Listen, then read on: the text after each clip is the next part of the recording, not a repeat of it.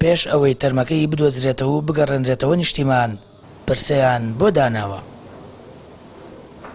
هێمن حەمەکەریم خەرپانەیی لە وڵاتی ئەڵمانیا لە ڕووباری زالە لە شاری هالە مەلە دەکات، بەڵام پاش 2 ڕۆژ تا ئێستا بێسەروشوێنە و تا ئامادەکردنی ئەم راپۆرتاژ گەڕان بە دوای تەرمەکەی لەلایەن پۆلیسی ئەڵمانیاوە بەردەوامە.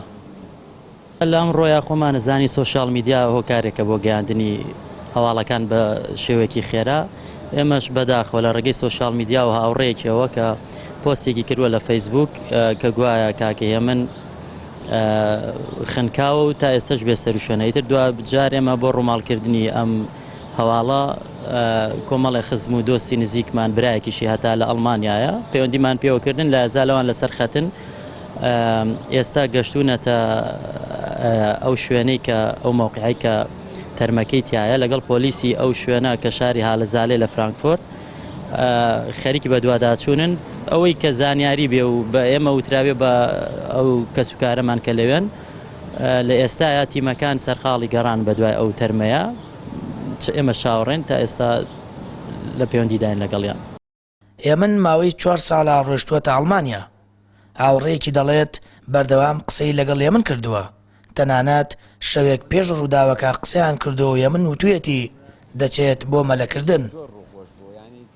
دانا سەباحی هاوڕێی هێمن کاتێک گەواڵی خنکانی هاوڕەکەی دەزانێت تووشی شۆک دەبێت و چەندین جار پەیوەندی پێوە دەکات، بەڵام چیتر هێمن وەڵامی ناداتەوە.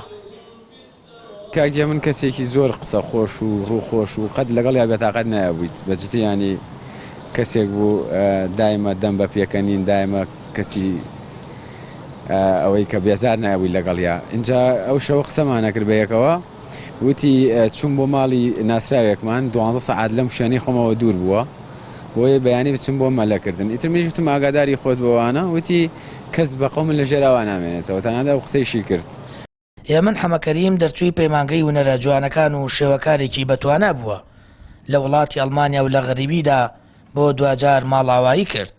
هێشتا دیار نییە پاش دۆزینەوەی تەرمەکەی دەیگەڕێنەوە زێدی خۆی یاخود لەوێ ئەسپەردەی دەکەن.